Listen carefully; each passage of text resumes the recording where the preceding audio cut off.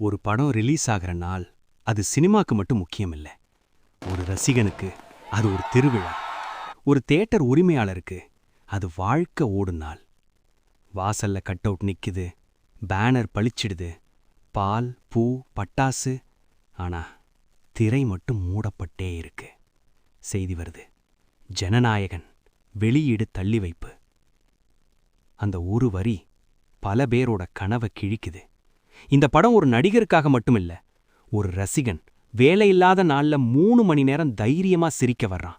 ஒரு தியேட்டர் உரிமையாளர் EMI, staff சம்பளம், வீட்டு செலவு அனைத்தையும் இந்த ஒரே படத்துல நம்பி இருக்கான். அவன் சொல்றான், இந்த படம் ஓடுனாதான் என் தியேட்டரும் என் குடும்பமும் ஓடும்னு. இந்த படம் வன்முறைய பேசல, பகைமைய பேசல, அசிங்கத்தையும் பேசல, ஆனா உண்மைய பேசுது. ஒரு கேள்வி, நான் வாக்களிச்சேன், என் உரிமை எங்கே? அந்த கேள்விக்கு தான் இப்போ பயப்படுறாங்க. திரைக்குள்ள விஜய் மக்களுக்காக கேள்வி கேட்கிறாரு. திரைக்கு வெளியே அதே கேள்விக்காக படமே தடுக்கப்படுகிறது. ரசிகர்கள் கலவரம் செய்யல, கல்லெறியல, வன்முறை இல்ல. அவர்கள் நின்னாங்க கேள்வியோட. ஒரு ரசிகன் சொல்றான், சார், எங்களுக்கு படம் வேணாம், பதில் வேணும். அந்த வார்த்தை வைரல் ஆகுது.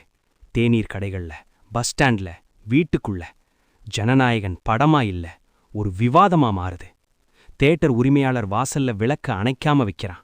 அவன் சொல்றான், திரை மூடப்பட்டாலும் நம்பிக்கை அணையலன்னு.